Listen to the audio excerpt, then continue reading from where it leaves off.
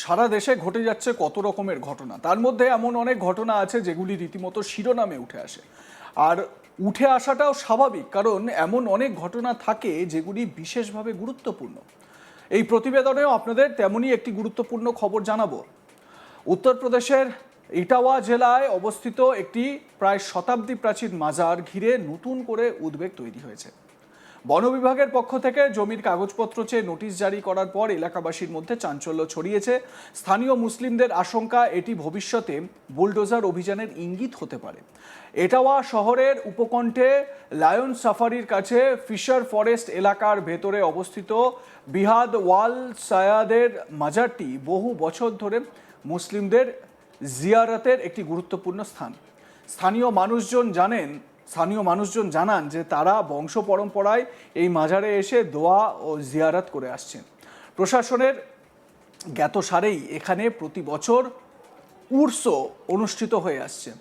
স্থানীয় সূত্রে খবর, মুখ্যমন্ত্রীর দপ্তরে একটি অভিযোগ জমা পড়ার পরই এই পরিস্থিতির সৃষ্টি হয়।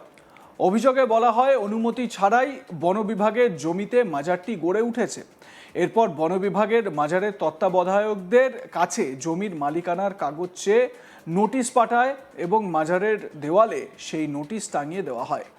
মাজারের দায়িত্বে থাকা ফজলে ইলাহি সাবরি জানান, মাজারটি অত্যন্ত পুরনো হওয়ায় তাদের কাছে জমির কাগজ নেই।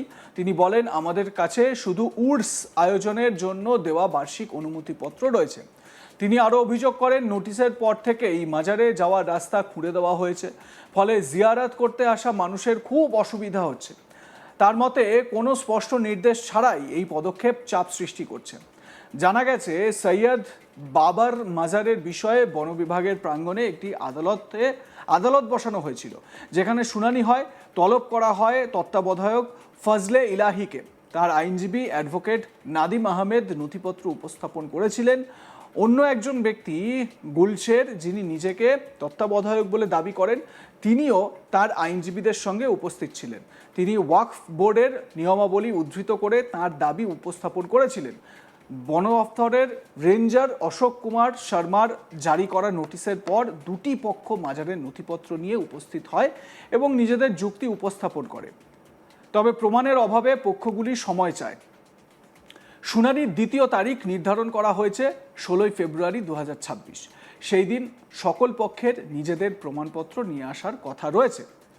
মাজারের তত্ত্বাবধায়ক ফজলে ইলাহি তিনি কি বলেছেন এ বিষয়ে শুনুন।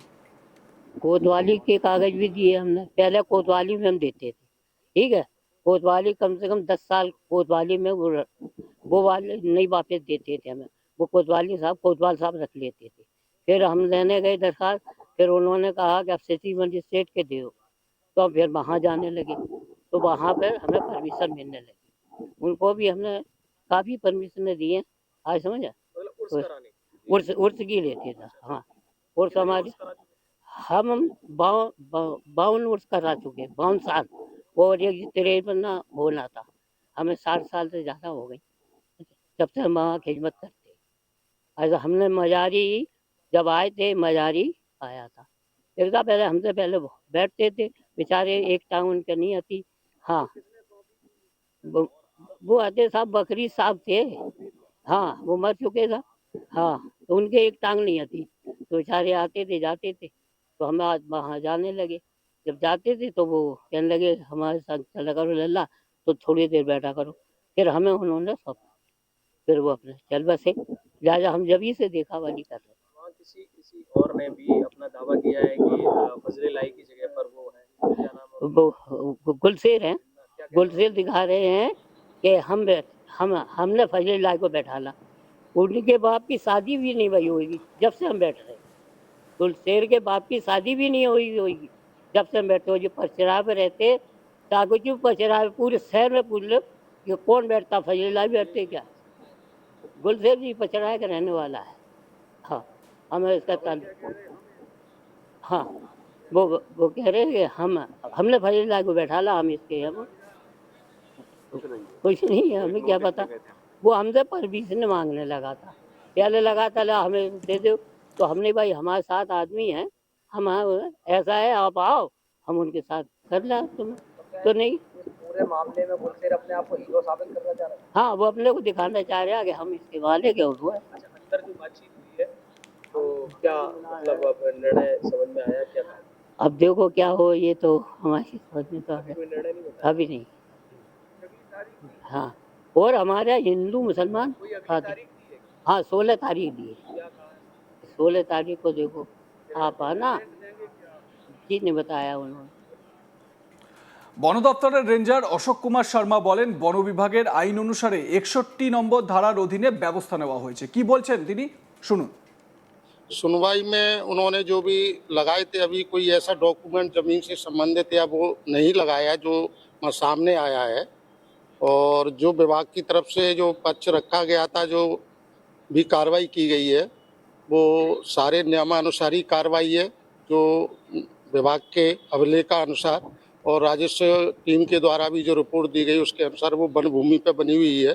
और इनसे जब उसमें कोई वो नहीं था मांगे गए, तो इन्होंने समय मांगा है उसमें कि हमको थोड़ा समय दिया जाए अपने डॉक्यूमेंट्स उपलब्ध कराने के लिए।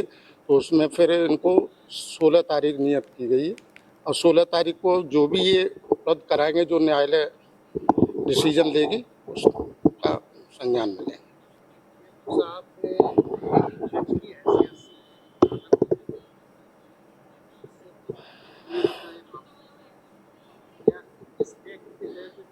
ये 1927 के अंतर्गत 61B है। 61B के अंतर्गत प्राधिकृत अधिकारी हैं इसको सुनने के, उसमें बेदखली का आदेश जारी किया जाता है। उसके तहत डीएफओ साहब के द्वारा इसको सुना गया है।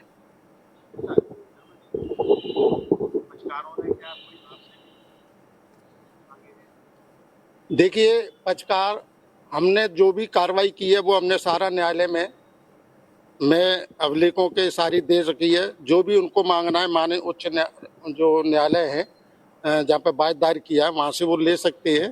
कोई उसमें ऐसा पाबंदी नहीं है, उन्हें अगर आवश्यकता है तो ले सकते हैं, उसमें कोई ऐसा दिक्कत नहीं। न्यायालय का अगर आदेश है वो अपने आप उपलब्ध करा देंगे।